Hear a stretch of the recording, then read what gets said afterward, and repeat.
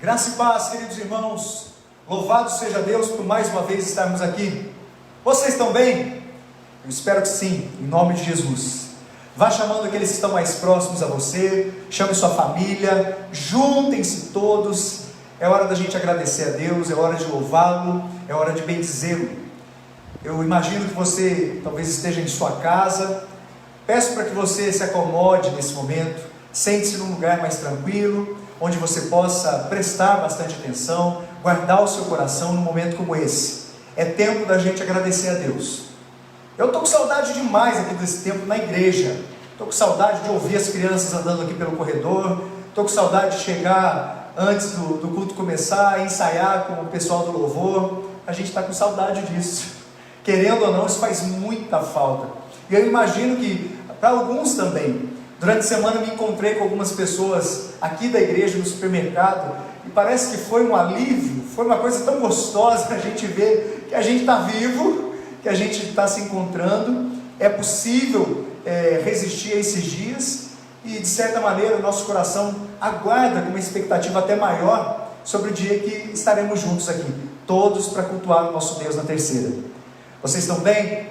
Peço para que você que está no Facebook, peço para que você mande uma mensagem para algumas pessoas, compartilhe, eu vou fazer isso, meu celular aqui eu vou fazer agora, vou compartilhar com algumas pessoas o link aqui da live, compartilhe isso, seja pelo Instagram. Você que está no Instagram, pega aquela setinha que está para cima, na parte inferior, do lado direito, mande uma mensagem para o maior número possível de pessoas, compartilhando que nós estamos aqui online nessa hora. Eu creio que Deus há de abençoar o seu coração nessa noite. Eu creio plenamente que Deus há de falar no seu coração. Vamos orar? Convido você a fechar seus olhos, abrir o seu coração, independentemente de como chegamos, como estamos hoje. Eu peço para que você, reverentemente, possa agradecer o nosso Deus nessa noite. É tempo da gente louvar o nosso Deus. Vamos orar? Nós te louvamos, Santíssimo Deus e Eterno Pai. Tu és o Deus da vida, Tu és o Senhor dos senhores, Tu és a alegria dos nossos corações, Tu és a esperança que anima o nosso ser. O Senhor derrama suas misericórdias diariamente sobre nossas vidas. O Senhor faz com que a gente entenda que a sua graça é melhor do que a vida, e por isso os nossos lábios te louvam.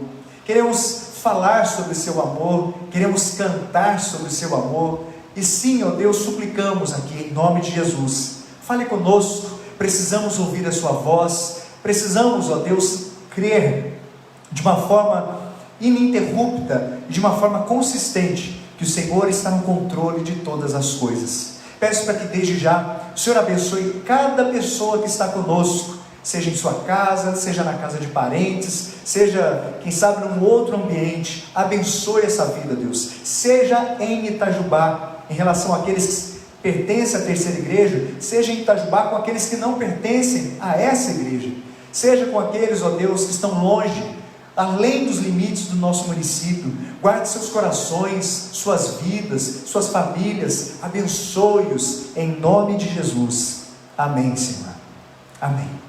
Convido você a abrir comigo sua Bíblia no Salmo de número 90, abra comigo sua Bíblia no Salmo de número 90, eu vou pegar um pouco d'água aqui, porque minha garganta está arranhando. Salmo de número 90,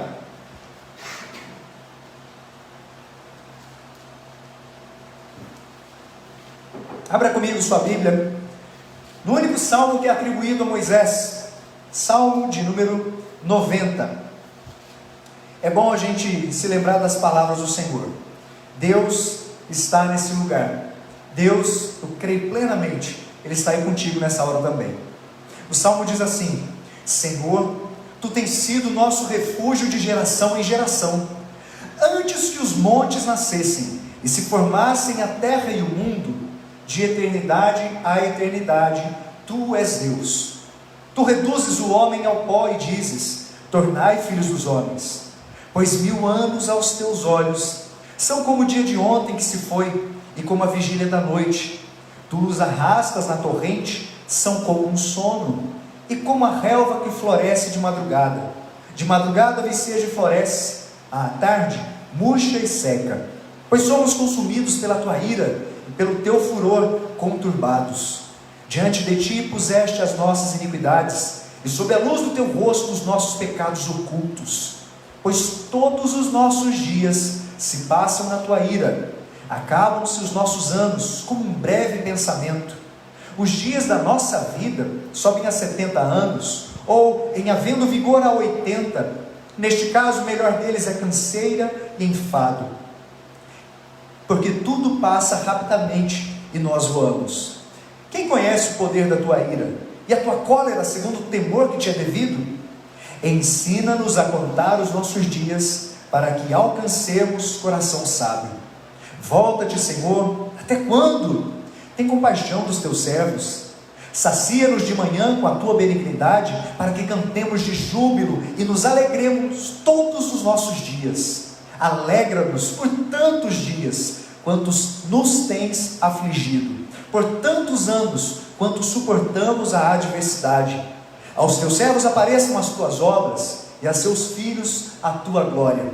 Seja sobre nós a graça do Senhor, nosso Deus. Confirma sobre nós as obras das nossas mãos. Sim, confirma a obra das nossas mãos. Palavra do nosso Deus, que ela continue a te abençoar, em nome de Jesus. O pedido do salmista é para que o Senhor se volte para ele. Volta-te, Senhor. Até quando?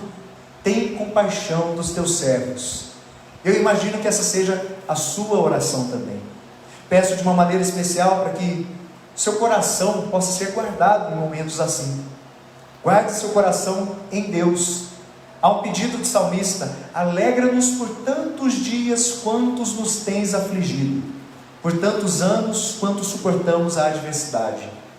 O pedido do salmista é para que reverta-se uma situação que era ruim, era caótica, era triste, era difícil de ser vivida.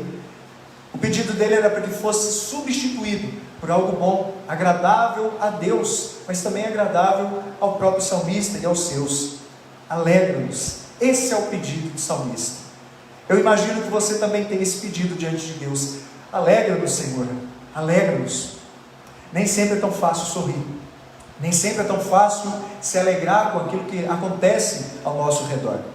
É tempo da gente agradecer a Deus, clamar a Deus e suplicar o seu favor. É tempo da gente agradecer ao Senhor. É tempo de dizer: Senhor, volta-te. Até quando? Senhor, tem compaixão dos teus servos, sacia-nos. Senhor, alegra-nos. Senhor, apareçam as suas obras. Senhor, seja sobre nós a graça do Senhor nosso Deus. Espero que você, em nome de Jesus, esteja com o coração aberto a isso.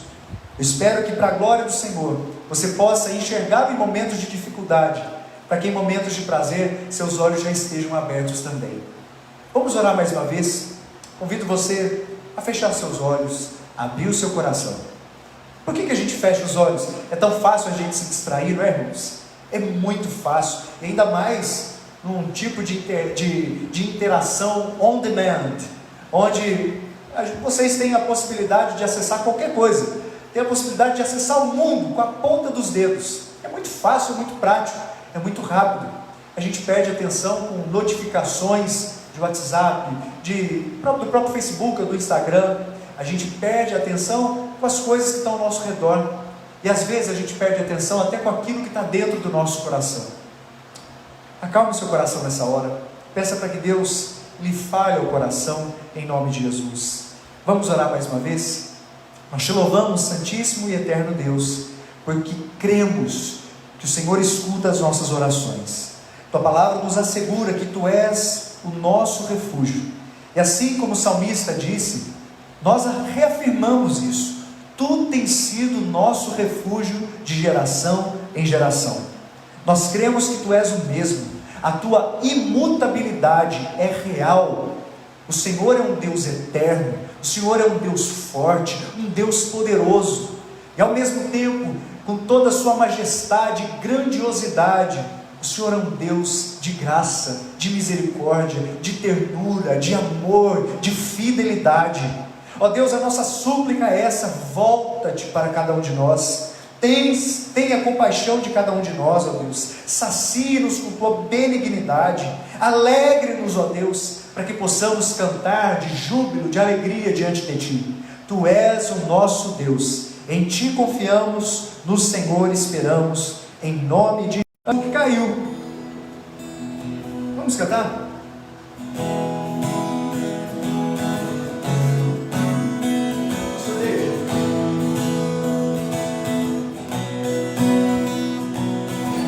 Dos montes correm para o mar, teu rio de amor em mim.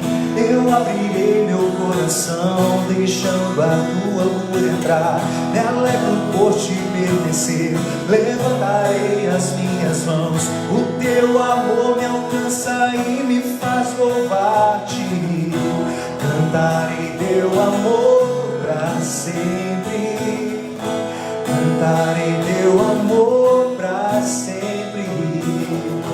Cantarei teu amor para sempre. Cantarei teu amor para sempre. Dos montes corre para o mar, teu rio de amor em mim. Eu abrirei meu coração, deixando a tua cura entrar. Me alegro por te pertencer, levantarei as minhas mãos. O teu amor me alcança e me faz louvar-te. Cantarei teu amor para sempre. Cantarei teu amor para sempre, Senhor. Cantarei teu amor para sempre. Cantarei teu amor para sempre. Do coração exultar. Alegria eu canto, se o mundo conhecerá-te, ele se encherá com a tua alegria. Cantarei teu amor para sempre. Cantarei teu amor para sempre. Cantarei teu amor para sempre. Diga aí. Cantarei teu amor, o coração exultar. De alegria eu canto,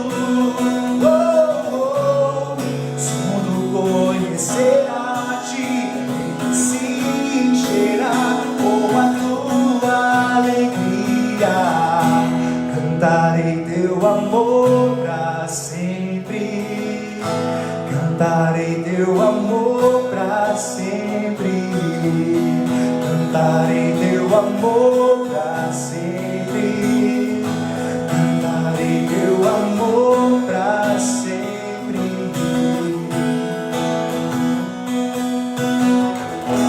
Amém. Louvado seja o nosso Senhor. Cante sempre a respeito do amor de Deus. Ele está contigo. O amor dele é real, ele é fiel. E nós cremos que tudo que temos vivido tem um propósito santo no coração do nosso Deus. Que Ele te abençoe em nome de Jesus. Pastor David, por favor.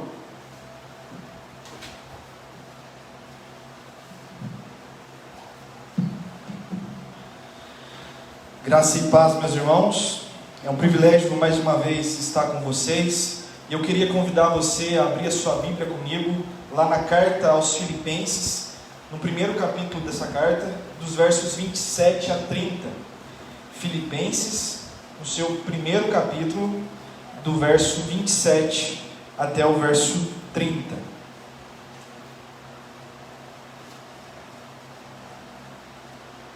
Diz assim a palavra do nosso Deus: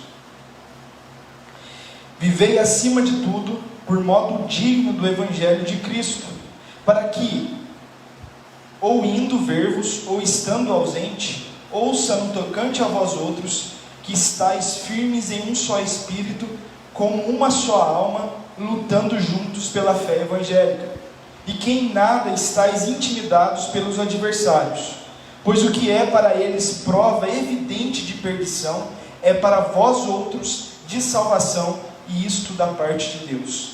Porque vos foi concedida a graça de padecerdes por Cristo, e não somente de crerdes nele. Pois tendes o mesmo combate que vistes em mim, e agora ouvis que é meu. eu convido você a meditar rapidamente nesse tema. Vivam de modo digno do Evangelho de Cristo.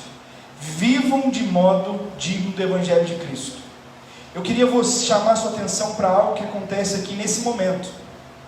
Aqui nesse primeiro verso 27, a nossa tradução traz essa ideia de viver acima de tudo por modo digno do Evangelho de Cristo. Só que existem outras traduções, entre elas a NVT, Nova Versão Transformadora, e NVI, Nova Versão Internacional. Elas dizem o seguinte: vivam em sua comunidade de modo digno do Evangelho. E a NVI diz: exerçam a sua cidadania de modo digno do Evangelho. E aí, quando a gente vai para o grego, a palavra aqui que não está na nossa tradução explícita, ela diz: vivei como cidadão de modo digno do Evangelho. Por que isso é importante para o contexto que nós estamos tratando? Nós estamos aqui na cidade de Filipos, uma colônia do Império Romano. Os oficiais que estavam no exército e caminhavam na sua carreira militar, depois da sua aposentadoria, logo eles iam para essa cidade como se nós estivéssemos numa cidade grande, e depois da nossa aposentadoria a gente ia gozar de uma vida mais tranquila e calma no interior da nossa cidade, como a gente tem nos nossos dias. O que tem aqui? O pessoal, os moradores de Filipos, a comunidade de Filipos, eles tinham um prazer enorme em ser um povo romano. Eles tinham um privilégio muito grande para isso. Eles eram apaixonados pela sua pátria. E aqui nós vemos que Paulo está chamando a atenção da comunidade da fé para um patriotismo exagerado ou mesmo sem foco. E por que ele faz isso? Ele tem em mente lá em capítulo 3, verso 20, que diz assim: pois a nossa pátria está nos céus, de onde também aguardamos o Salvador, o Senhor Jesus Cristo. O que o apóstolo Paulo está falando para a comunidade de Filipos e, logicamente, inspirado pelo Espírito Santo, está falando para mim e para você? Que nós precisamos, acima de tudo, vivermos como cidadãos celestiais, e depois disso nós podemos viver a nossa cidadania, ou seja, aqui para nós podemos ser brasileiros de modo digno do Evangelho. O problema aqui não é necessariamente o patriotismo, isso deve haver de nós, mas eu queria chamar a sua atenção para essa verdade. Não é errado você amar o seu país, pelo contrário, isso é importante, mas antes você precisa amar a sua pátria celestial e deixar com que os princípios e valores do Evangelho de Cristo molde a sua vida, molde os seus relacionamentos e, acima de tudo, molde o seu amor pela sua nação. Ou seja, o que Deus está falando conosco aqui é que o nosso objetivo não é somente sermos patriotas e amarmos a nossa nação. Isso eu sei que muitos de nós fazemos. Mas, acima de tudo, é saber e ter em mente que aquilo para o qual nós fomos criados não está nessa terra. Nós fomos criados para a pátria celestial. E aí nós caímos nessa verdade que nós precisamos, primariamente, viver esse amor pela nossa pátria celeste, para que essa pátria, ou seja, os conselhos, as vontades do dono dessa pátria possam mudar os nossos relacionamentos, possam mudar o meu jeito de viver e possa também moldar o meu jeito de ser brasileiro. Eu queria convidar você a pensar numa coisa, quando ele fala viver de modo digno do Evangelho. O que é o Evangelho? A gente pode resumir aqui, o Tim Keller, um autor norte-americano, fez essa divisão muito simples para a gente entender o que é o Evangelho. Primeiro, quem nós somos? Nós somos impotentes pecadores. A palavra de Deus em Gênesis diz que nós caímos em pecado e nós não podemos fazer mais nada para sermos alcançados por Deus. Nós somos impotentes pecadores. Nem para pedir ajuda nós temos condição. Mas o Evangelho também diz para nós o que Jesus fez em nosso favor. Ele se entregou a si mesmo por amor a nós e para nos livrar dos nossos pecados. O que o Pai fez? Ele aceitou a obra de Cristo em nosso favor, ressuscitando dentre os mortos. E por que ele fez isso? Tudo isso foi feito pela graça, não por algo que eu e você tenhamos feito ou deixado de fazer, mas tudo foi pela graça e pela vontade do nosso Deus e Pai. Olha por que isso é interessante agora. Porque quando o apóstolo Paulo chama a comunidade de Filipos para viver de modo digno do Evangelho, a sua cidadania, ele está lembrando a nós da premissa do Evangelho. Porque se tudo isso aqui está enraizado no nosso coração, tudo que nós iremos viver a partir disso vai mudar completamente. As aplicações para as nossas vidas serão inúmeras. Primeiro, eu e você seremos cidadãos melhores. Porque quando nós temos em vista o objetivo primário da nossa vida, que é glorificar a Deus, eu e você vamos ser cidadãos que glorificam a Deus através das nossas obras, para a qual nós fomos criados. Nós seremos melhores maridos, melhores esposas, nós seremos melhores filhos, melhores pais, nós seremos melhores empregados e melhores patrões, porque se o Evangelho molda a nossa vida, nós somos transformados. E todos os nossos relacionamentos, seja com o próximo, seja com a nação, seja conosco, seja com Deus, são transformados. Porque a premissa do Evangelho diz para nós que nós somos miseráveis pecadores, mas Deus se entregou naquela cruz para transformar a nossa história. E eu quero deixar alguns pontos com você. Um deles, 3 coisas que o apóstolo Paulo espera que a igreja de Filipos exerça a sua cidadania de modo digno do Evangelho. A primeira delas é: estejamos firmes no Senhor. Estejamos firmes no Senhor. Quando nós temos o Evangelho no nosso coração, a primeira coisa que o apóstolo Paulo nos lembra aqui é que nós precisamos estar firmes no Senhor. O que Paulo tem em mente aqui é a lealdade a Deus. Lá no capítulo 4, verso 1, ele diz: permanecei deste modo firmes no Senhor, lutando contra tudo e contra todos. Na presença dos adversários, em meio às perseguições, em meio às crises, o que o Senhor deseja de nós, o que o Senhor deseja da igreja é que nós estejamos firmes nele, ou seja, confiando plena e suficientemente em Jesus. Ou seja, amando Ele de tal forma que esse amor vai moldar os meus relacionamentos, seja em qual for a área, esperando nele, porque a nossa pátria não está aqui, está na glória, e também arraigado a sua sã doutrina. Quando o Senhor chama eu e você, Ele nos chama a andarmos firmes nele, esperando nele, amando-o e confiando plenamente nele. A segunda coisa que é mostrado no texto é lutando pela unidade. Firmes em um só espírito, lutando juntos pela fé evangélica, e em nada estáis intimidados pelos adversários. Perceba que todas essas frases estão no plural, porque elas trazem a noção da unidade do corpo de Cristo. A unidade que aqui se apresenta é do esforço e do labor unido, lado a lado, como os gladiadores lutando contra um inimigo em comum. Nós não temos inimigo diversos, nós temos um inimigo que luta constantemente contra a igreja, contra a nossa vida, e nós precisamos estar unidos para continuarmos essa batalha. O problema é que muitas vezes nós lutamos cada um no seu canto, esquecendo que nós somos um povo, que nós temos uma causa, que nós temos uma missão, que é glorificar a Deus com a nossa vida. E é interessante que aqui um dos comentaristas diz que algumas pessoas estão sempre dispostas a lutar contra algo, mas muitas delas não estão dispostas a lutar por uma causa. É muito fácil a gente encontrar o nosso inimigo e lutar contra ele, mas é mais difícil nós termos uma causa pela qual nós defendemos, nós lutamos por ela. E às vezes eu acho que a nossa geração está procurando tanto lutar contra algo e esquece do mais importante, que é lutar por algo. O objetivo de Paulo, então, não somente é se defender, mas que através da sua defesa haja uma luta unida pelo Evangelho. Que a igreja lute pela unidade, continuemos lutando pela unidade. E por último, e não menos importante, coragem contra os adversários. Que a igreja não se amedronte diante dos seus inimigos.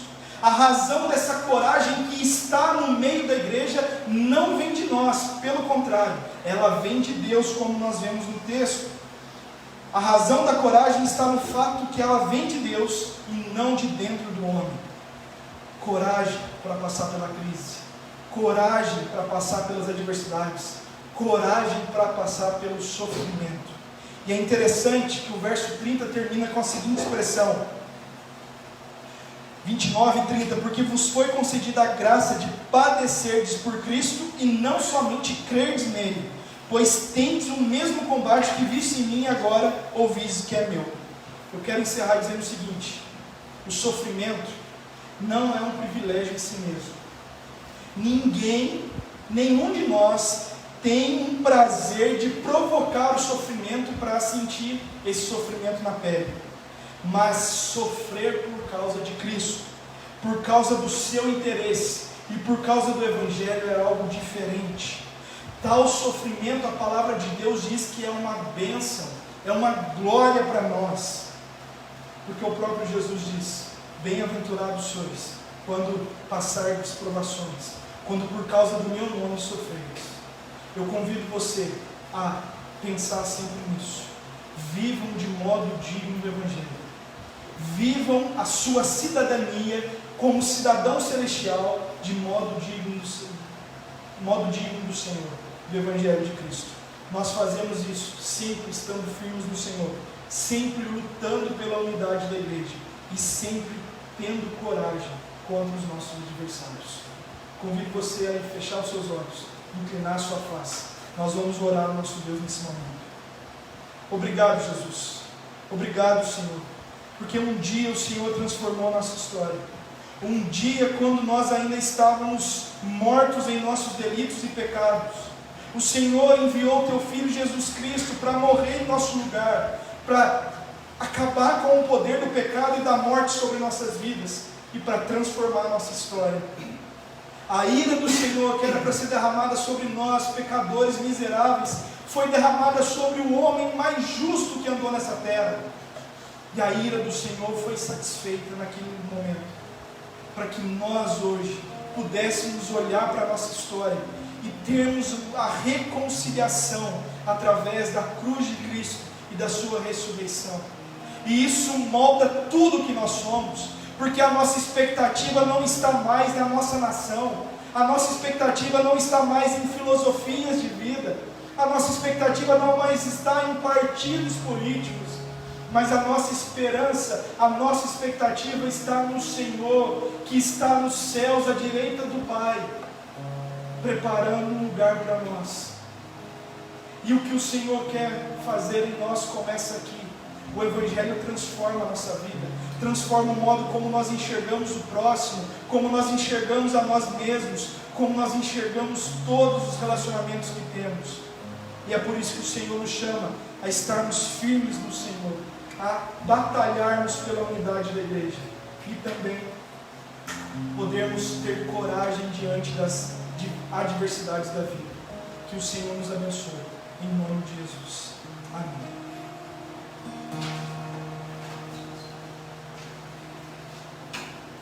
Amém. Coisa boa é podermos confiar em um Deus tão poderoso, tão cheio de graça, tão cheio de amor. Vamos cantar esse cântico, queridos. Vocês estão bem? Saudade de vocês, viu? Para aqueles que chegaram um pouco depois, que Deus abençoe suas vidas. É tempo da gente agradecer ao nosso Deus, louvá-lo, bendizê-lo também. Se você ainda não fez isso, compartilhe o link desse culto, desse tempo online que estamos tendo juntos, com pessoas conhecidas. Quem sabe Deus pode usar um momento como esse para trazer edificação, segurança, consolo ao coração daqueles que estão precisando. A gente tem tentado de alguma maneira melhorar a cada dia que passa aqui. Não sabemos até quando o Senhor permitirá esse tempo de reclusão, de cultos online, sem a congregação reunida, sem nossa comunidade estando reunida, mas faremos o possível para tentarmos ficar o mais próximo de todos. Eu espero que Deus assim nos abençoe.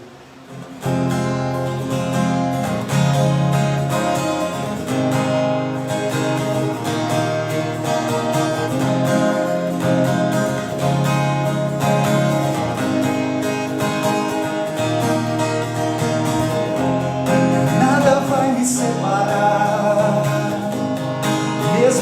conseguiu me abalar, teu amor não falha.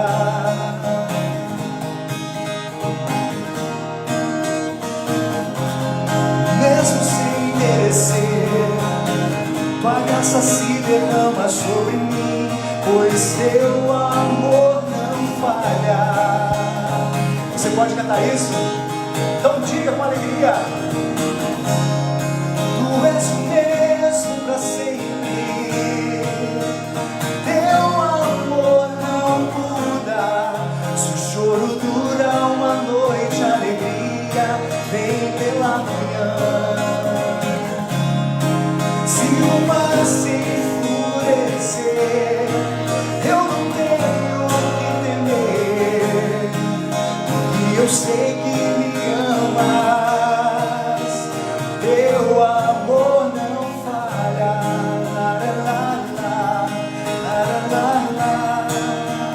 Teu amor não falha.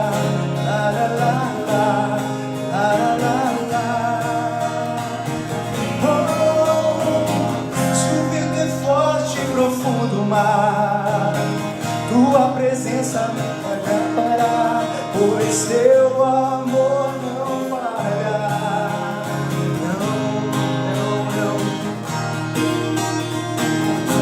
Difícil é o caminhar, nunca pensei que eu fosse alcançar, mas teu amor não falha, não falha, não falha.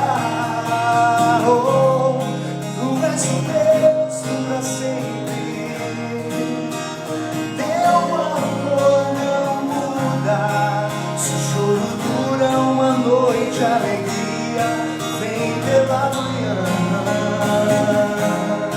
Se o mar se enfurecer, eu não tenho o que temer, porque eu sei que me ama, teu amor não falha. Tu fazes que tudo coopere para o meu bem, tu fazes que tudo coopere para o meu bem, tu fazes que tudo coopere para o meu bem. A gente pode dizer isso: tu fazes que tudo coopere para o meu bem. Oh, tu és o mesmo para sempre, teu amor não muda. Se o choro dura uma noite, a alegria vem pela manhã.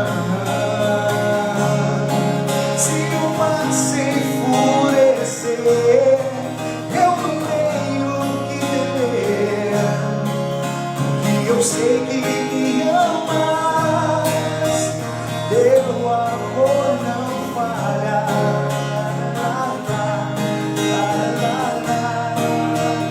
Teu amor não falha.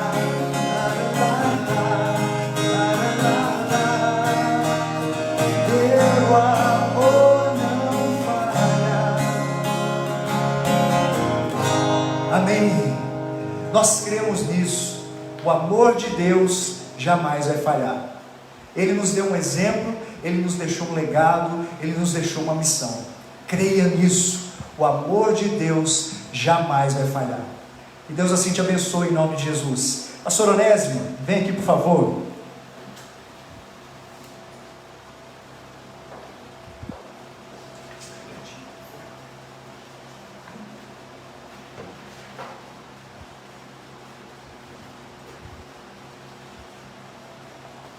Muito boa noite a todos os queridos que estão nos ouvindo. Que a graça do bom e maravilhoso Deus possa estar enchendo o seu coração nesta hora. Que esse culto seja usado pelo Senhor para fortalecer sua vida. Essa é a oração dos pastores aqui. Eu queria que você abrisse a sua Bíblia comigo, lá na carta aos Filipenses, Nós vamos continuar conversando aqui um pouquinho em Filipenses. A nossa leitura vai a partir do versículo 1 do capítulo 2. Portanto, Filipenses 2, versículo 1 em diante. Diz assim a palavra: se há, pois, alguma exortação em Cristo, alguma consolação de amor, alguma comunhão do Espírito, se há entranhados afetos e misericórdias, completai a minha alegria, de modo que penseis a mesma coisa, tenhais o mesmo amor, sejais unidos de alma, tendo o mesmo sentimento. Nada façais por partidarismo ou vanglória, mas por humildade, considerando cada um os outros superiores a si mesmo. Não tenha cada um em vista o que é propriamente seu, senão também que cada um o que é do outro. Tende em vós o mesmo sentimento que houve também em Cristo Jesus, pois ele, subsistindo em forma de Deus, não julgou com usurpação o ser igual a Deus, antes a si mesmo se esvaziou, assumindo a forma de servo, tornando-se em semelhança de homens, e reconhecido em figura humana, a si mesmo se humilhou, tornando-se obediente até a morte, e morte de cruz. Pelo que também Deus o exaltou sobremaneira, e lhe deu um nome que está acima de todo nome, para que o nome de Jesus se dobre todo o joelho, nos céus, na terra e debaixo da terra, e toda língua confesse que Jesus Cristo é Senhor, para a glória de Deus Pai. Esse é um texto lindo, lindo, da palavra de Deus, e a gente vai refletir um pouquinho nele agora. A carta aos Filipenses, já foi mencionado aqui, é chamada a carta da alegria. O tema então de toda a carta é alegria. Todavia, o tema mais próximo aqui pode ser unidade. O pastor David já começou falando sobre essa unidade que nos vem através do Evangelho. E é interessante que um dos ladrões da alegria é a desunião. Portanto, já que a carta aos Filipenses é a carta da alegria, Paulo está desafiando aquela igreja a se comportar em comportamento sem murmuração, sem desunião, para que aconteça a alegria profunda no coração das pessoas. Tem um momento em que Paulo diz para duas irmãs que eram líderes na igreja, que elas agissem e pensassem em concordância para não azedarem a igreja, ou seja, para não criar desunião. A unidade é tão importante, mas tão importante, que a Bíblia dedica um dos mais belos salmos, o Salmo 133, para falar da unidade. Ó, quão bom e quão agradável é viverem unidos os irmãos. É como óleo sobre a cabeça, o qual desce para a barba de Arão. É como o orvalho do Hermon que desce sobre os montes de Sião, e ali o Senhor ordena a bênção e a vida para sempre. Na cultura hebraica, Shalom, ou paz, prosperidade, bênção de Deus, tudo isso vem sobre as pessoas que estão de fato unidas a Deus e unidas ao irmão. Portanto, a unidade promove a alegria. E eu queria então falar um pouquinho sobre esse tema, a unidade que promove a alegria. E o texto que nós lemos diz, em primeiro lugar, que a unidade que promove a alegria provém de um coração abnegado, um coração disposto a abrir mão dos seus interesses, a abrir mão da sua causa, pela causa dos outros. Portanto, a unidade que promove a alegria provém de um coração abnegado. E o que é abnegação? Abnegação é pensar no bem dos outros antes de pensar no meu. Olha que interessante, se a alegria é fruto do Espírito, e eu gosto de pensar nisso, vamos imaginar o Espírito, aí é o Espírito Santo, vamos imaginar o relacionamento da Trindade. Nós somos criados para nos parecer com a Trindade. Nós somos criados à imagem e semelhança do Pai, Filho e Espírito Santo. Portanto, imagina a unidade que existe entre Trindade, cada pessoa da Trindade trabalha para fazer a felicidade da outra. Cada pessoa da Trindade abdica dos seus próprios interesses para promover o interesse da outra pessoa. Se queremos de fato viver uma vida de unidade, precisamos viver uma vida de abnegação. Os filhos de Deus que foram chamados para se parecer com a Trindade, foram chamados para ter o DNA do Pai, do Filho e do Espírito Santo, precisam viver a unidade, para que sejam de fato felizes e alegres. A segunda coisa que esse texto nos ensina é que a unidade que promove a alegria provém de um espírito humilde.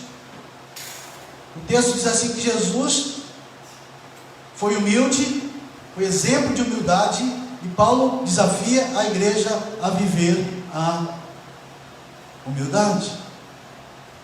Toda a história da humanidade, todinha, desde Caim, é manchada por um espírito de orgulho.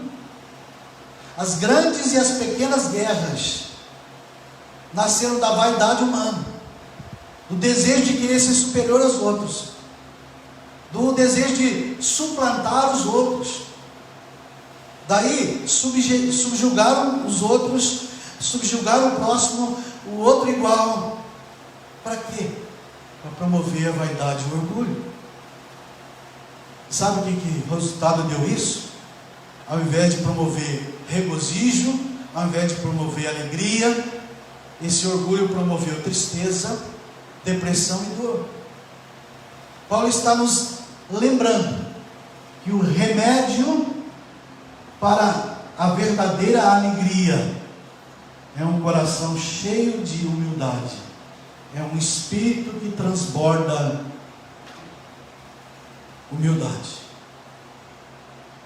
Terceira coisa que esse texto nos ensina: a unidade que promove a alegria provém de uma postura de serviço. Quem promove a alegria é servo. O servo é aquele que se abaixa para investir no próximo. Quem tem postura de servo pega a bacia e a toalha e cria pontes, cria unidade. Quem serve imita Cristo. Ele veio como servo, ele abriu mão da sua glória para servir a humanidade. Eu gosto daquele momento em que Jesus despe da sua vestimenta especial e pega uma toalha e uma bacia e lava os pés dos seus discípulos. Lava os pés do Tomé, que ia duvidar, lava os pés de Pedro, que ia negar, lava os pés de Judas, que ia trair, lava os pés dos outros demais que iam fugir quando ele fosse preso. Queridos, a bacia e a toalha demonstra o quanto Jesus foi servo de pecadores como eu e você. Outra coisa importante que a postura de servo promove é a quebra de preconceito. Eu gosto de uma história que os jovens subiram o morro para evangelizar, e lá em cima do morro, na sua choupaninha, tinha um velho, um cachimbo cheio de fumo, fazendo baforada para todo lado. E ele disse assim: se alguém chegar aqui, eu vou jogar para fora da minha porta. Ninguém vai entrar aqui para falar de Jesus para mim. Então, quando aqueles jovens subiram, chegaram perto da porta da casa dele, então aquele homem trêmulo derrubou o cachimbo, caiu rolando pela poeira, e um dos jovens catou aquele cachimbo, limpou bem limpo e entregou na mão dele. E ele disse assim: então entra, pode falar de Jesus para mim.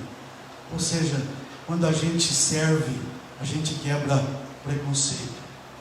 E a quarta coisa que esse texto nos ensina é que a unidade que promove a alegria provém de uma atitude obediente. O primeiro Adão desobedeceu, o segundo Adão, que é Cristo, obedeceu. O primeiro Adão queria se promover, queria ser como Deus, foi demitido, saiu do paraíso e perdeu a comunhão com o Senhor. O segundo Adão se humilhou, se esvaziou da sua glória para promover a nossa união com Deus. A obediência de Cristo restaurou a nossa comunhão com Deus. A obediência de Cristo restaurou a alegria da salvação. Uma última coisa importante: a unidade que promove a alegria é premiada por Deus. O texto diz que Deus encheu Jesus de louvor, honra e glória, exaltou Jesus por causa dele ter humilhado.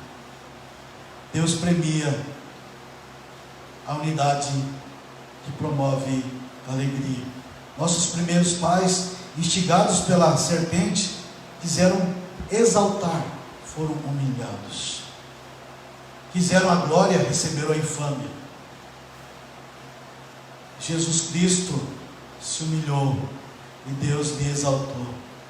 Serviu a muitos, será exaltado por todos. Se desejamos de fato a alegria proveniente da unidade cristã, nós precisamos imitar nosso irmão mais velho e não imitar o nosso pai caído, Adão. Eu desafio você, querido. Esse texto é desafiador. O pastor David já falou da importância da viabilização dessa unidade. Só através de Jesus que a gente pode ser unido. Só através da obra de Cristo que a gente se une a Deus e ao irmão. Mas aí depois Paulo diz assim: imite a Jesus, seja unido. Então o meu desafio é: sejamos unidos em Cristo e vivamos essas características do texto, para que sejamos alegres de verdade. Deus, enche o coração desses nossos queridos ouvintes, e o nosso também, com essa alegria, com essa bênção de poder vivenciar a unidade que promove a alegria no nosso coração. Sejamos ligados a Ti por Cristo Jesus. Sejamos ligados uns aos outros por Cristo Jesus. Para a Tua glória, no nome de Jesus. Amém. Amém. Amém. Amém. Glória a Deus. Coisa boa é podermos louvar ao Senhor, agradecer ao Senhor. Espero que você tenha assimilado e mastigado bastante coisa que foi falado nesse texto de Filipenses. Creio que Deus há de falar ainda mais no seu coração durante essa semana. Eu convido você a continuar a abrir seu coração, guardar o seu coração. Pastor David, pode pegar meu celular aqui, por favor? Se você puder clicar aí, fica melhor. Isso. Isso mesmo. Vocês estão vendo bem a gente aí? Algumas pessoas mandaram mensagens, eu vi inclusive foram pedidos os dados bancários da igreja. Nós faremos uma postagem aqui no perfil da Terceira Igreja, no Facebook, assim como no Instagram também, tá bom? E nós, hoje à noite, ainda faremos isso. Aqueles que estão pedindo para poderem ser fiéis aos seus dízimos, às suas ofertas, nós ainda continuamos a precisar. Nós queremos aqui fazer um pedido muito específico aos irmãos. Qual? Nós temos aqui sempre o costume na igreja de pensarmos naqueles que estão precisando de ajuda. Sempre fizemos isso. Todos os meses arrecadamos algumas cestas básicas. Nós vimos que durante esse tempo de quarentena, algumas pessoas se voluntariaram para angariar alimentos a mais. Inclusive o próprio Ministério C4 pôde arrecadar 3 cestas básicas, fez com que essas cestas chegassem aos responsáveis pela distribuição das cestas básicas. Nesse caso é a junta diaconal da igreja, são os diáconos da igreja os responsáveis pela assistência social. A gente sabe que há pessoas que estão precisando de ajuda. Eu imagino, e assim como o grupo, a equipe pastoral aqui, nós imaginamos que existam pessoas que estão precisando de ajuda e sequer nós imaginamos quem são. Nós pedimos encarecidamente, se os irmãos souberem de alguém que está necessitando, está precisando de uma ajuda com a alimentação, nós pedimos que encaminhem esses nomes para a gente, por favor. Toda a iniciativa vai ser bem-vinda nesse caso, mas em nome da igreja, nós ainda não fizemos qualquer tipo de arrecadação, seja nas ruas, seja nos comércios. Nós não fizemos absolutamente nada em nome da igreja. Hoje, inclusive, passou um carro ontem também, de um irmão conhecido da gente, solicitando alimentos para pessoas que estavam realmente desesperadamente precisando de um alimento, de algum auxílio. Nós entendemos que é uma boa vontade, que é uma boa iniciativa, mas não é feito em nome da Terceira Igreja. Eu queria só deixar isso claro aos irmãos, porque toda a iniciativa vai ser bem-vinda. Nós queremos te incentivar a fazer o mesmo, não sair talvez de sua casa e sair nas casas do seu bairro fazendo isso. Antes de arrecadar, nós precisamos saber a quem enviar. Louvamos a Deus pelo coração generoso, pelo coração completamente cheio de vontade de abençoar dos irmãos, e pedimos para que, por favor, encaminhem para nós, aqui nesse caso, para a Junta Diaconal da Terceira Igreja, ou para os pastores da igreja, os nomes das famílias ou das pessoas que especificamente estão precisando de alimentos. Combinado, gente? Combinado? Tudo jóia? Amém. Quem fala amém se compromete, aquela história toda, vocês se lembram? Saudade de falar isso aqui na igreja. Detalhe, nós estamos passando um período turbulento. De quinta para sexta-feira vimos algumas coisas acontecendo na nossa nação. Vimos uma das pessoas mais bem queridas e mais respeitadas do Brasil saindo do governo, o ministro Sérgio Moro. Vimos acusações sendo feitas ao vivo na televisão, vimos o presidente horas depois rebatendo tais acusações. Irmãos, nós não queremos enfatizar aqui esse tipo de discussão. Quero aqui reverberar, quero aqui replicar a frase de um pastor conhecidíssimo, um pastor norte-americano chamado John MacArthur.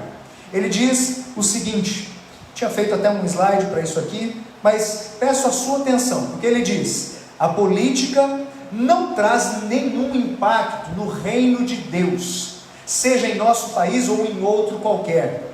Lembre-se que Jesus disse: meu reino não é desse mundo. Podemos ter uma preferência por um presidente, parlamentar ou alguém, mas no fim, nada da política mudará a eternidade de ninguém, senão o Evangelho. E é isso que o cristão deve focar. O Evangelho deve ser a nossa paixão. A Bíblia é a nossa constituição. Palavras do pastor John MacArthur, e fiz questão de enfatizá-las porque, mais uma vez, como sempre fizemos, como sempre falamos e enfatizamos, a nossa esperança está no Deus dos céus e da terra, naquele que é Senhor dos senhores, naquele que é o Rei dos reis. Peço encarecidamente a você nesse momento, antes de tomar qualquer atitude precipitada, ore, busque aquele que é a fonte de toda sabedoria e sensibilidade, dobre seus joelhos diante de Deus, ore pela sua família, ore pela sua vida, ore pela nossa nação, ore por todas as nações, que antes de passarem qualquer tipo de problema político ou ideológico, as nações estão passando por um problema pandêmico, as nações estão passando por um problema seríssimo, que vai além daquilo que nossa capacidade de compreender pode trazer luz. Eu peço a você encarecidamente, dobre seus joelhos, ore pelas nações, ore pelo Brasil, ore pelos nossos governantes, ore por essa celeuma que anda, todo tipo de coisa relacionada à parte política, ore pelas pessoas amedrontadas em relação ao que será do amanhã, mas especialmente, ore pelo seu coração. É hora de depositarmos a confiança em quem pode fazer todas as coisas, inclusive absolutamente nada do que nós queremos. Ai, pastor, isso não é coisa de se falar, parece que você não tem fé. Meus irmãos, em Cristo está depositada a nossa fé. Em Deus realmente está depositada a nossa fé. Cremos que em Deus faremos proezas, como a palavra do Senhor diz. Só espero que nós, como pessoas que defendem o Evangelho, que amam o Evangelho e que têm a Bíblia como a nossa Constituição, possamos de uma maneira ponderada e responsável confiarmos no Deus que tudo governa. Durante essa semana nem foi tão reverberado assim. Estavam votando a possibilidade de aborto no nosso país. Algumas pessoas atentas a isso, prestaram atenção, viram que não foi permitido, mas essas coisas vão passando. Não entendemos que o aborto seja algo ideológico, não entendemos que seja algo religioso, impor as pessoas não abortarem, porque na igreja nós cremos que isso é muito mais que algo religioso ou político. Isso é algo biológico, isso é algo que envolve vida, é um crime. Essa tem sido a nossa postura, essa tem sido a fala da maior parte dos líderes da igreja presbiteriana dentro do Brasil. Por isso queremos enfatizar: ore, busque você particularmente no seu quarto, sozinho, em silêncio, orar e buscar segurança para o seu coração. Por que nós estamos falando isso? Em momentos assim é muito fácil e muito rápido, por vezes, a gente desviar o foco. Eu espero que, como cristãos, não sejamos nós que façamos isso. Irmãos, tem horas que a gente dá um suspiro, e lendo um texto das Escrituras, eu me lembrei de um suspiro. Eu peço para que você abra sua Bíblia no Evangelho de Mateus, Evangelho de Mateus, seu capítulo 7. Eu não ia falar exatamente sobre esse texto nessa noite, mas é apenas uma pequena reflexão. Evangelho de Mateus, falei Mateus, Evangelho de Marcos, Mateus 7 vai estar lá no Sermão do Monte. Marcos, Evangelho de Marcos, capítulo 7, a partir do versículo 31. Eu creio que esse texto é de conhecimento dos irmãos, mas ele não é de conhecimento de tanta gente assim. Um dos milagres que Jesus realizou, e não é tão enfatizado dessa forma.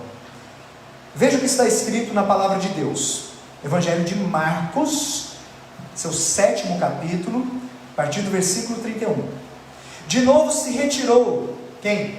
Jesus, das terras de Tiro, e foi por Sidom até ao mar da Galileia, através do território de Decápolis. Então lhe trouxeram um surdo e gago, e lhe suplicaram que impusesse as mãos sobre ele. Jesus, tirando-o da multidão à parte, pôs-lhe os dedos nos ouvidos e lhe tocou a língua com saliva. Exatamente assim, botou a mão nos ouvidos dele, pegou sua saliva e tocou na língua dele. Coisa interessante e bem diferente do que a gente acha comum. E assim disse, versículo 34: depois, erguendo os olhos ao céu, suspirou e disse: Efatá, que quer dizer, abre-te. Abriram-se-lhe os ouvidos, e logo se lhe soltou o empecilho da língua, e falava desembaraçadamente. Mas lhes ordenou que a ninguém o dissessem. Contudo, quanto mais recomendava, tanto mais eles o divulgavam. Maravilhavam-se sobremaneira, dizendo: tudo ele tem feito esplendidamente. Bem, não somente faz ouvir os surdos, como falar os mudos. Que bela paisagem, né, irmãos? Aqueles que estão no Instagram, talvez a gente fique por alguns segundos desconectados, porque vai vencer o nosso horário. Logo depois, aguarde só um instantinho, se reconecte. Nós voltaremos aqui para encerrar esse tempo juntos, tá bom? Logo daqui a pouquinho, Instagram terminando a sua transmissão, a gente já retorna. O que acontece? Jesus é apresentado aqui a um homem surdo e gago. Conhece alguém bem surdo? Conhece alguém surdo? Conhece alguém gago? Eu conheci um pastor que era gago, o pastor Flávio, lá de Montes Claros. Quem é de Montes Claros vai talvez se lembrar dele, Flávio Mota, homem de Deus, professor de teologia sistemática, homem abençoadíssimo, impressionante. Quando falava no púlpito, se desembaraçava completamente, não ficava em nenhum momento. Talvez esse homem aqui fosse alguém que não tinha uma facilidade para falar. O texto fala gago, mas o trecho dá a ideia de que era alguém que tinha dificuldades para expressar alguma palavra ou outra. A gente não sabe se era uma língua presa, talvez por causa da surdez, talvez ele não conseguia falar bem as palavras, talvez a tonalidade da sua voz variasse bastante e ele não conseguisse expressar absolutamente nada. É parte importante aqui que Jesus não explora aquela situação. Jesus não quer fazer seu nome simplesmente trazendo grandeza aos seus sinais. Seu nome já é grande, ainda que os homens não reconheçam. O nome de Jesus é o nome que está sobre todo nome. O nome de Cristo é o nome pelo qual você e eu podemos ser salvos. O nome de Cristo é imutável, ele é inabalável. Ainda que critiquem, ainda que nos persigam, ainda que desprezem e coloquem qualquer tipo de semelhança ao nome de Cristo, não há nada que se compare ao nome de Jesus. O texto diz que Jesus olhou aquele homem, talvez em seus olhos, e ciente de que seria inútil falar qualquer coisa, Jesus faz alguns gestos, ele faz alguns sinais. Jesus não faz nada que pudesse talvez impressionar os ouvidos das pessoas, mas ele faz alguns sinais que demonstram o quanto ele se preocupava com aquele homem que nem sequer tem o nome mencionado aqui na Bíblia. Dá a entender que Jesus cuspiu, Jesus tocou a língua do homem, abriu a boca, passou a saliva dele no homem. Não importa o que esteja restringindo sua fala, isso vai ser removido agora. Jesus toca nos ouvidos daquele homem, e aquilo lhe é destampado, ou revigorado, recriado, a gente não sabe o que foi. Aquele homem estava se preparando para ouvir, se não pela primeira vez, talvez tornar a ouvir. Parte interessante é que antes de dizer abre-te ou efatá, olha o que diz o versículo 34: erguendo os olhos ao céu, Jesus suspirou. Você já fez isso? Já suspirou por alguma situação? Talvez você está suspirando agora por alguma coisa. Faz esse exercício agora, pastor David, pastor Onésimo, faz aí, façam aí. É bom, dá uma renovada, dá uma oxigenada em tudo. Mas tem horas que a gente não faz isso simplesmente para agradecer. Jesus não pede uma salva de palmas das pessoas que estavam ao seu redor. Jesus não pede uma parada ali de instrumentos. Jesus não pede para que ninguém cante um aleluia bem alto. Jesus não pede qualquer tipo de bandeiras tremulando. Ele não pede absolutamente nenhum sinal. A Bíblia diz que ele olhou para o céu e suspirou. Dá a impressão que isso foi bem profundo. Das profundezas do seu ser, ele suspirou. Essa palavra eu não sei não, mas já disseram que ela parece meio fora do lugar, meio fora de contexto. Alguns já imaginaram Jesus de todas as formas. Já imaginaram Jesus, inclusive, andando sobre as águas, dando ordens sobre os demônios, Jesus podendo ressuscitar dentre os mortos e ressuscitando Lázaro, o filho da viúva de Naim. Talita, cume, lembra-se, a filha de Jairo, Talita, cume, meninas, levante-se. A gente imagina com toda a audácia, com toda a segurança, com toda a coragem, com todo o poder, Jesus fazendo essas coisas. Mas Jesus parece aquele que dá ordens. A gente às vezes não relaciona Jesus com aquele que suspira. E ele suspira, irmãos. Jesus, ele foi 100% humano. Isso a gente já fala inúmeras vezes, eu não quero me delongar nisso. Jesus é alguém que se importa. Jesus foi alguém que chorou pelos seus, chorou por cidades que estavam vivendo uma vida completamente distante dos desígnios de Deus. Jesus é aquele que, assim como nós, muitas vezes, olha para uma situação caótica e difícil e suspira. Você talvez entenda o que eu estou querendo dizer, porque você talvez tenha a sua parcela de suspiros durante o dia. Se você é pai ou mãe de algum adolescente, você já suspirou algumas vezes, e talvez essa semana. Se já cresceram, você se lembra bem como foi essa fase, não é? Se você convive com alguém que tem dificuldades na área da saúde, por vezes você suspira.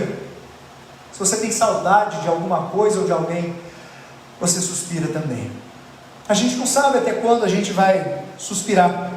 A gente sabe que esse mundo vai muitas vezes gerar no nosso coração aquela sensação de que algo está faltando. E eu espero que em nome de Jesus, você, nessa noite, possa assegurar-se de que em Deus temos tudo, absolutamente tudo o que precisamos.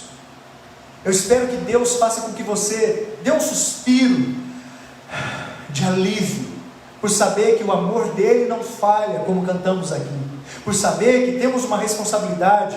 Se o mundo olhar para a igreja e ver o amor de Cristo na igreja, o mundo vai conhecer quem é o nosso Deus. Eu espero que olhando para esse texto, você dê um suspiro de alegria, você dê um suspiro de graça, entendendo que recebemos muito mais do que precisamos, temos muito mais do que necessitaríamos. É preciso a gente reconhecer, o nosso mundo jaz no maligno. O mundo, infelizmente, não vai trazer tantos aconselhamentos bons para você e para mim. Talvez o mundo jamais vai entender o que é esperar em Deus, porque nem espera sequer um dia estar diante do Senhor dos Senhores, ajoelhado, quebrantado, alegre ao mesmo tempo, completamente contrito o coração, por reconhecer que Ele é aquele que um dia ansiamos tanto por ver. O Senhor é o motivo da nossa vida, o Senhor deu um propósito para que você e eu pudéssemos viver. Ele é aquele que nos dá um conforto, Ele é aquele que dá alegria, mesmo em meio ao caos. E no momento de complicações políticas em algumas nações, não só no Brasil, eu espero que seu coração suspire e olhe para Deus, dizendo: Senhor, assim como o salmo que lemos no início, o Salmo 90, Tu tens sido o nosso refúgio de geração em geração. Ensina-nos, Senhor, a contar os nossos dias, para que alcancemos coração sábio. Eu espero que de uma forma preciosa, você possa olhar tanto para esse texto, em relação ao que Cristo fez, como para os outros que já foram compartilhados, sobre a missão que Deus nos deu, a necessidade da unidade, a necessidade de comunhão, a necessidade de olhar para o exemplo supremo de humilhação do Rei dos Reis, que se fez homem, que habitou entre nós, que reconheceu as nossas dores, que suspirou por nós nos momentos mais difíceis. Eu espero que você olhe e se lembre dos pedidos que Moisés fez no seu salmo. Sacia-nos, Senhor, com a tua benignidade, para que cantemos de júbilo e nos alegremos todos os dias. Alegra-nos por tantos dias, quantos nos tens afligido, por tantos anos, quantos suportamos a adversidade. Aos teus servos apareçam as tuas obras, aos seus filhos a tua glória, seja sobre nós a graça do Senhor nosso Deus, confirma sobre nós as obras das suas mãos. Sim, confirma a obra das nossas mãos. Irmãos, que Deus nos fortaleça, que Deus enche o seu coração de uma santa expectativa, de uma santa esperança. Temos a nossa responsabilidade, não devemos nos calar diante da injustiça, não devemos olhar pessoas que estão precisando de ajuda, precisando de orientação, e ficarmos calados, e simplesmente nos omitirmos e virarmos as costas. Não! É por isso que inclusive falamos a respeito dos alimentos. É importante a gente fazer isso como igreja. Não devemos nos silenciar nos momentos em que a nação precisa de uma voz profética, precisa de um povo que ora, fala com o seu Deus, mas não negocia os seus princípios. Amados irmãos, o Senhor Jesus é o motivo do nosso coração bater. O Senhor Jesus é o alvo das nossas vidas. Ele é o Senhor, é a Ele a quem nos submetemos. Antes da Constituição da República Federativa do Brasil, a qual nos submetemos, nós nos submetemos à palavra de Deus. A ela devemos fidelidade. E como cidadãos dessa terra, ainda não, como estrangeiros aqui, ainda não na glória, que sejamos pessoas sábias. E em nome de Jesus, não alimentemos qualquer tipo de esperança em pessoas como você e eu, limitadas, que têm experiência, que que têm vocação, que foram chamadas por Deus, mas ainda assim precisam se dobrar diante do Senhor dos Senhores. Que o Senhor fortaleça a sua vida e que, para a glória de Deus, você olhe para Jesus Cristo como o nosso exemplo supremo, aquele que nos motiva a caminhar, aquele que dá sentido à nossa unidade, aquele que suspira diante das nossas enfermidades, dores e limitações, aquele que tem poder para mudar a realidade da sua e da minha vida. Confie nele, confie somente nele. Deus assim nos abençoe, em nome de Jesus. Vamos orar? Eu queria nesse momento te convidar a colocar diante de Deus as suas dificuldades. Peça perdão a Deus se você tem feito algo que não tem agradado. Se você desleixou na sua vida com Deus, em nome de Jesus, mude isso para a glória do Senhor. Se você está vendo que não deve, nos aparelhos de TV ou nos smartphones, se você está ouvindo que não deve nesses dias, em nome de Jesus, mude sua postura. É hora de rever-se diante de Deus e rever-se diante do espelho também. Quem vai sair aí de você? Quem você vai se tornar depois de ter passado por esse período de quarentena? Quem você vai ser? Alguém melhor do que aquele que entrou? Ou alguém muito pior, desfacelado, completamente cambaleante, ou sem qualquer tipo de firmeza ou esperança em Deus? Alimente seu coração com as coisas de Deus. As séries, os filmes, os jogos, os games, eles são legais para distrair, mas eles não vão alimentar o seu coração de esperança. Eles não vão colocar princípios no seu coração que te encham de fé, de confiança num Deus inabalável num momento como esse. Em nome de Jesus, volte seu coração para Deus. É tempo disso, é hora disso também. Você crê nisso, meu irmão? Eu espero que Deus te fortaleça, em nome de Jesus. Ele é aquele que acalma a tempestade. Se o mar se enfurecer, que eu não tenho que temer, porque eu sei que tu me amas, teu amor não falha. Cante isso, exalte a Deus, guarde isso no seu coração e ore nesse momento. Santíssimo Deus, eterno Pai, rendemos-te graças por tudo que o Senhor tem feito em nossas vidas e pelo que o Senhor fará. Eu peço em nome de Jesus, favoreça a vida de cada pessoa que está na sua casa nesse momento, encha-os de graça, encha-os de alegria, faça com que transborde dos seus corações gratidão por tudo que o Senhor tem feito por nós.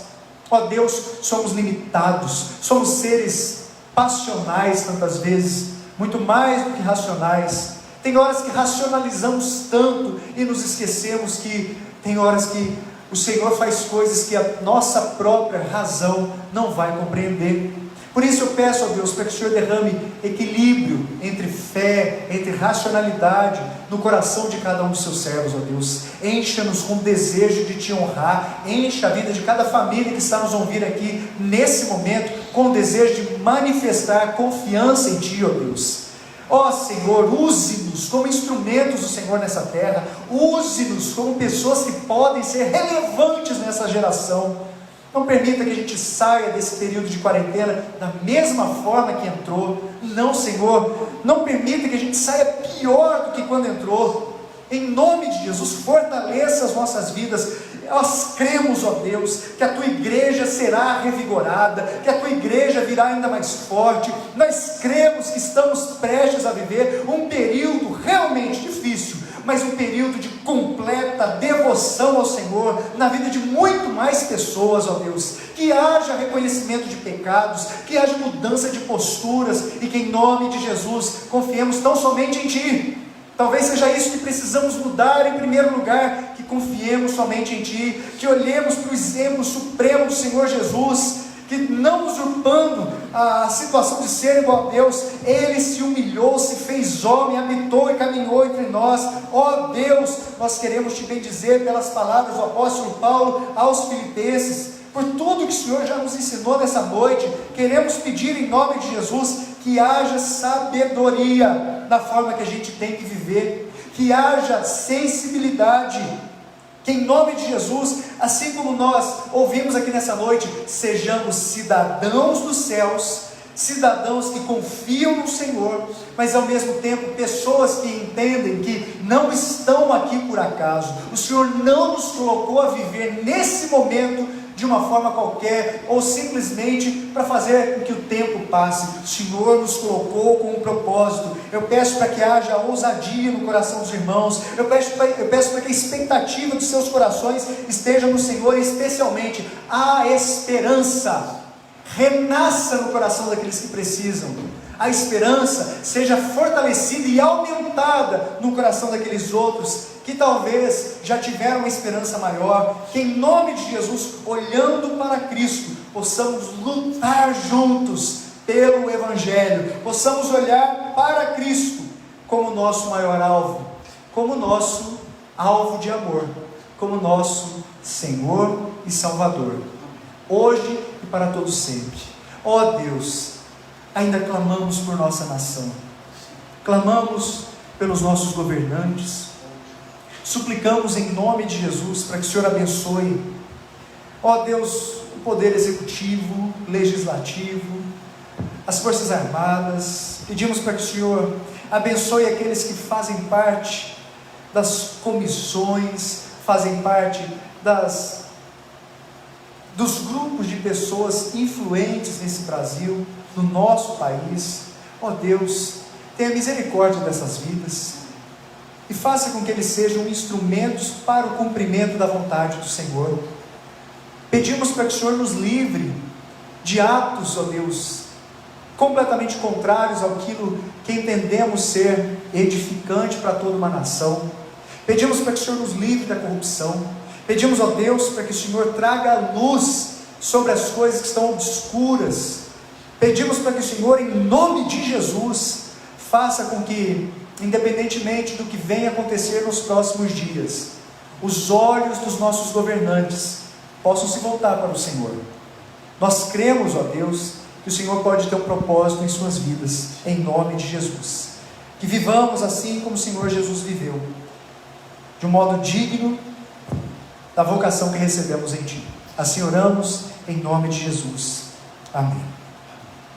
Que Deus te abençoe, assim como o pastor Onésimo, meu, que tenhamos o mesmo sentimento que houve também em Cristo Jesus, porque Ele, subsistindo em forma de Deus, não julgou como usurpação o ser igual a Deus, antes a si mesmo se esvaziou, assumindo a forma de servo, tornando-se em semelhança de homens, e reconhecido em figura humana, a si mesmo se humilhou, tornando-se obediente até a morte, e morte de cruz. Pelo que também Deus o exaltou sobremaneira, e lhe deu nome que está acima de todo nome, para que ao nome de Jesus se dobre todo o joelho nos céus, na terra e debaixo da terra, e toda língua confesse que Jesus Cristo é Senhor, para a glória de Deus Pai. Que Ele te dê uma ótima semana, você seja abençoado em nome de Jesus. Pastores David e Onésimo, por favor, venham aqui. Encerraremos esse momento nós três, tentando ficar juntos aqui.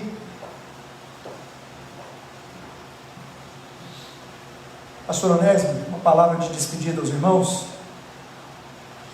Muito bem, queridos, já que Deus nos chamou para a unidade, vamos continuar com esse foco lindo que é buscar o Senhor de todo o coração, chegar próximo daqueles que precisam de nós, como o pastor Júnior já falou, desenvolver a nossa unidade cristã com bastante humildade, sobretudo com bastante louvor e honra para o nosso Deus e Senhor Jesus Cristo. Senhor David, já foi falado muita coisa aqui, eu só quero deixar uma palavra que você ajuste a sua expectativa e a sua esperança com a expectativa e a esperança de Deus para as nossas vidas, para a nossa igreja, para a sua família e para a nossa nação. amém. Vamos impetrar a bênção? Se os irmãos puderem estender as mãos. Sim, queridos e amados irmãos, que a graça do nosso Senhor e Salvador Jesus Cristo, que o amor de Deus, o nosso eterno Pai, e as consolações do Espírito Santo, bem como sua instrução, bem como a ideia de que sua presença é que nos faz caminhar, estejam sobre nós e sobre todo o povo de Deus espalhado pela face da terra, hoje e para todos sempre. Amém. Que Deus assim os abençoe, que Ele os fortaleça e lhes dê uma ótima semana, em nome de Jesus. Fiquem em paz, se precisarem, entrem em contato conosco, tá bom? Vamos em paz, queridos. Ótima semana, que Deus abençoe a todos, em nome de Jesus.